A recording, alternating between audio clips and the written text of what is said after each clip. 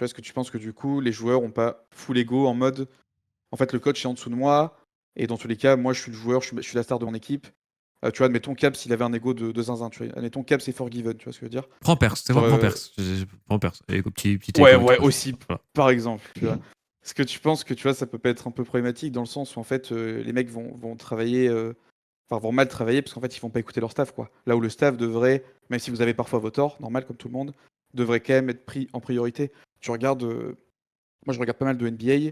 En NBA, quand le coach dit tu la fermes mais tu fais ce play, il va le faire, tu vois ce que je veux dire? Là Après, où est-ce que sur LoL, tous je les pense que coachs c'est NBA sont pas. comme ça? Genre, Ouais, c'est que tu t'adaptes, non? c'est non, pas tous évidemment, parce que t'as des mecs qui sont plus grands que le sport lui-même en soi. Tu vois, genre Jordan par exemple, sans trop dévier, je pense qu'il était plus grand que son coach. Mais en Europe, je pense on a beaucoup le cas où en fait les joueurs sont souvent mis au-dessus des coachs, quoi, pour le moment en tout cas. Hmm. Luc, si t'entends ça, c'est pas encore arrivé. Hein. Je peux te tuer IRL de mes propres mains, donc c'est pas le fou. Ça, c'était le disclaimer. Non, je pense que la vérité, Il parlait pour d'in-game, moi, pas c'est un IRL. Il a choix. pas dit IRL, il a dit in-game. Il a dit in-game. Alors, déjà, je pense qu'il y a différents types de coaching. In-game. Et que c'est très bien comme ça, tu vois. Tu as autant de personnalités que tu as de coach. Et il faut que ça reste comme ça.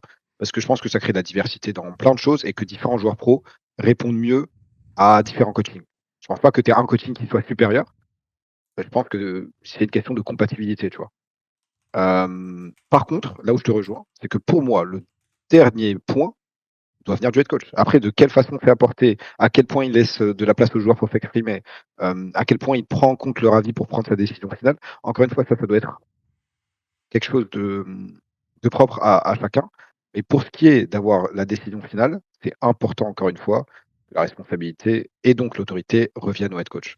Et la vérité, c'est que, selon moi, c'est pas les joueurs qui décident ça, peu importe le type de joueur que c'est le coach.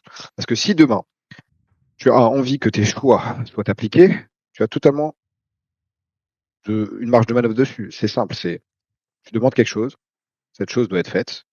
Si elle n'est pas faite, le joueur doit être sanctionné, ça passe par l'orgue. Et si l'orgue ne te suit pas, et que pour toi ça ne va pas, bah, tu te barres. Hein. Ok. Personne ne te force.